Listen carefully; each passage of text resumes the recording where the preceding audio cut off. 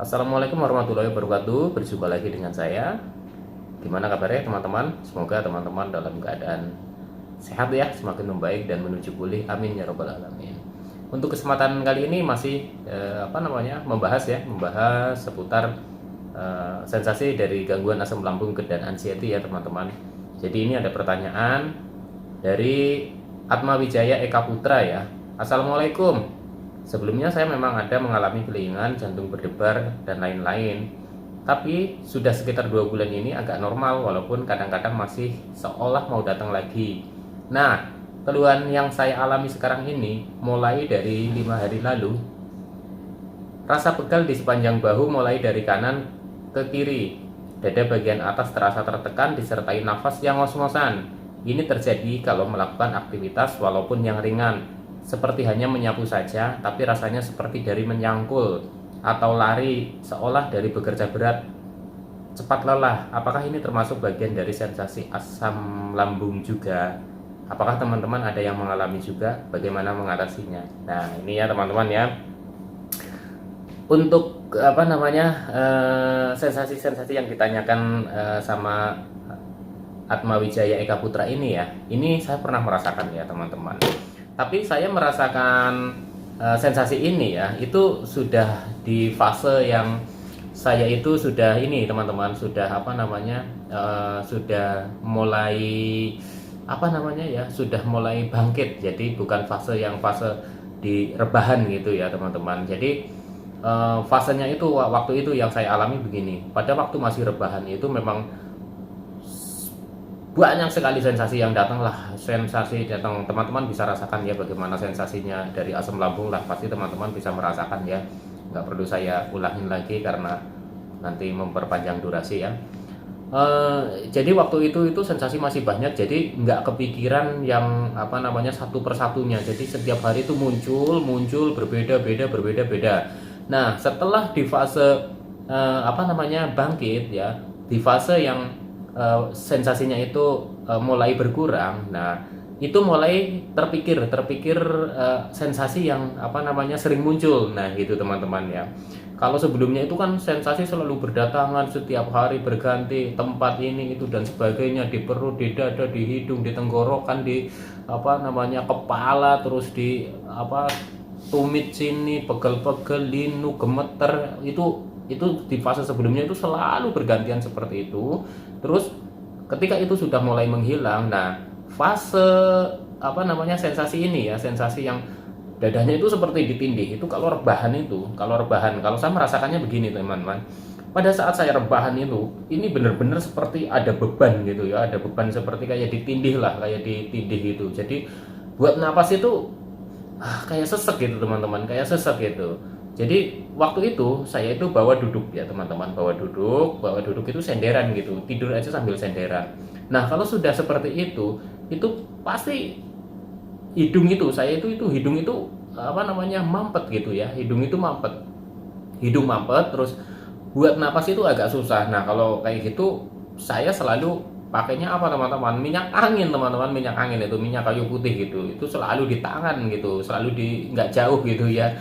Jadi kalau saya pakai celana yang ada kantongnya, pasti di kantong itu ada minyak kayu putih. Jadi begitu seperti itu, saya langsung dadanya saya gini-giniin teman-teman, kayak gini sampai dengan sendawa gitu, itu nanti agak enteng, agak ringan gitu ya. Terus ini kan sampai ke sini, sampai ke hidung. Nah di hidung itu saya balurin itu minyak kayu putih gitu, lama-lama itu hidung itu agak plong gitu, nggak pilek tapi sering tersumbat. Nah itu seperti itu. Kalau menurut saya waktu itu mungkin asam itu sering naik gitu ya, jadinya ke hidung gitu ya, ke area sinilah gitulah, nggak tahu bahasanya itu ya, reflux gitu ya. Itu mungkin seperti itu, tapi saya belum menyadari hal itu teman-teman. Jadi rasanya ya semua itu gimana ya, kaku gitu, pegel. Terus yang belakang ini, yang di belikat ini itu sakitnya minta ampun teman-teman, pokoknya jangankan dipijet-pijet gini, dipegang aja gini pakai jari begini ya, dipegang gini itu udah sakit. Tapi waktu itu ya gimana ya, saya cuma kalau untuk meredakan itu ya saya itu agak dilus-lus gitu, agak dipecet-pecet gini teman-teman, agak dipecet-pecet gini gitu, nanti sendawa gitu ya, sendawa itu agak enteng walaupun sensasi ini nanti muncul lagi teman-teman, tapi pada saat seperti itu saya cuma raba-raba doang gini, jadi kayak seperti ada angin gitu ya, seperti ada angin gitu, jadi sendawa gitu. Itu seperti itu teman-teman, saya pernah merasakannya seperti itu apa namanya, pokoknya dada itu pokoknya berat, kayak ada yang nindih, terus sininya pegel kaku semua, bahkan sampai yang belikat sini belakang itu sakit banget ya gitu ya. Terus untuk yang ngos-ngosannya ya teman-teman, ngos-ngosan, nah itu kan saya habis fase rebahan nih, sensasi yang seperti ini ya, itu saya kan mulai belajar namanya jalan, nah ya, jalan berdiri keluar rumah gitu ya.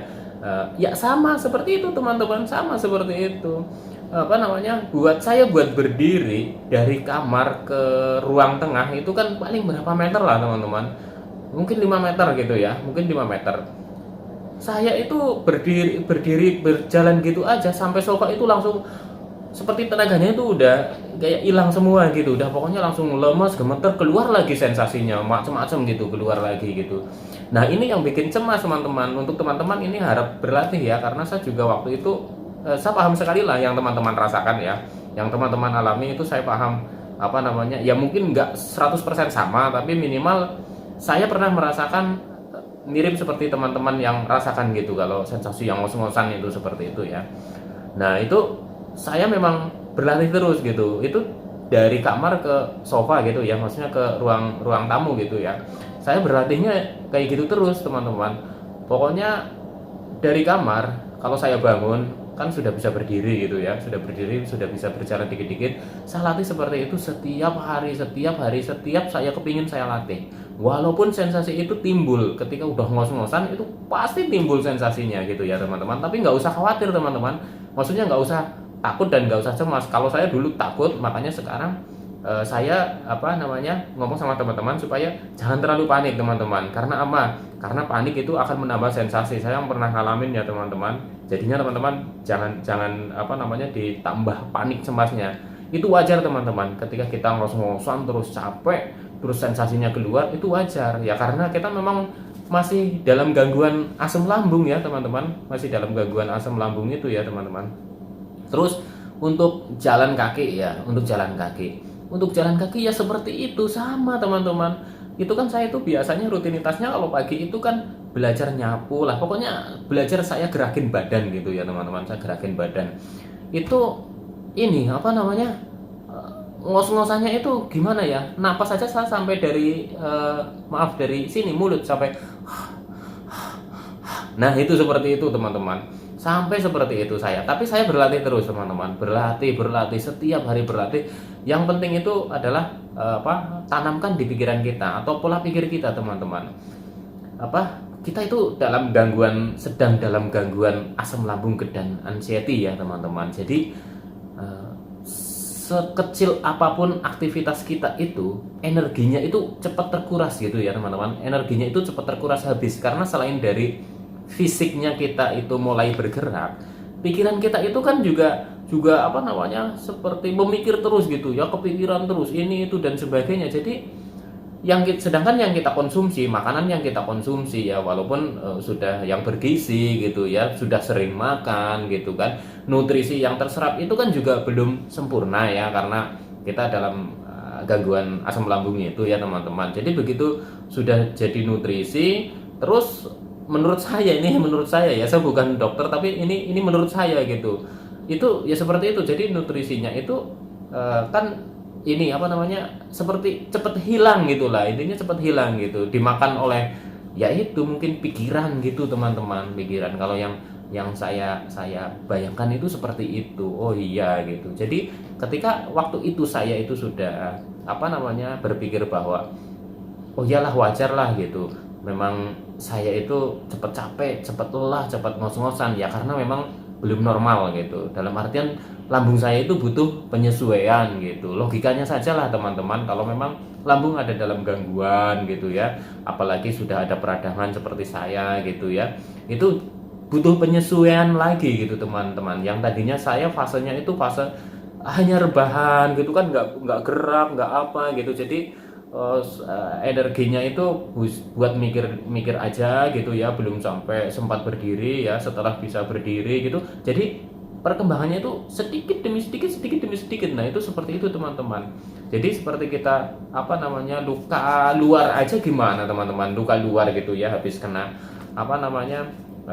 kena cutter atau kena apa gitu, itu saja sudah sembuh ya, sudah kering aja kan. Kadang kalau kita itu kena dingin, misalkan kena es atau kena apa gitu kan, masih kadang suka kerasa juga. Nah, apalagi kita itu di dalam gitu ya, itu organ itu mungkin menurut saya itu butuh penyesuaian. Jadi ketika kita bergerak gitu ya, karena kita sudah lama nggak beraktivitas, begitu gerak otomatis lambung juga kan akan menyesuaikan, dan itu tidak instan ya menurut saya ya teman-teman. Ini menurut saya ya, menurut apa yang saya rasakan itu nggak instan teman-teman. Jadi memang butuh dilatih gitu ya, butuh dilatih dan berlatih gitu teman-teman. Karena apa? Karena ngos-ngosan ini yang jelas itu kita kehabisan energi lah gitu aja lah. Kalau menurut saya itu seperti itu teman-teman. Jadi energinya kita itu sudah habis untuk memikirkan sensasi dan setiap hari sensasi. Karena apa? Karena saya juga mengalami seperti itu teman-teman ya.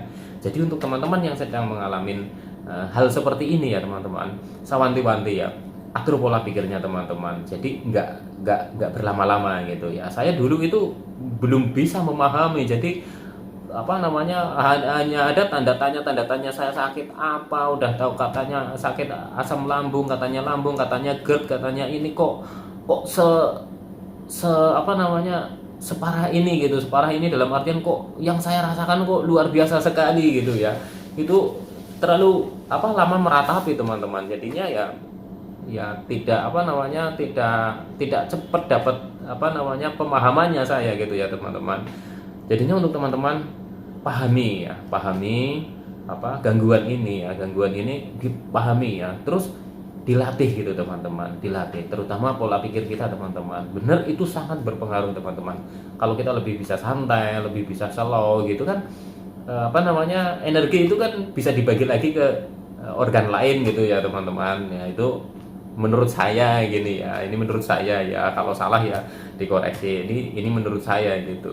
Itu seperti itu mungkin teman-teman ya. Jadinya kalau saya itu ya saya anggap wajar aja lah gitu. Tadinya memang nggak bisa saya anggap wajar gitu, tapi lama kelamaan ya saya anggap wajar aja. Setelah saya anggap wajar bahwa saya sedang terkena gangguan asam lambung, GERD dan anxiety ini, apa-apanya itu ya serba seperti ini, serba butuh penyesuaian dan butuh latihan, dan perkembangannya itu sedikit demi sedikit.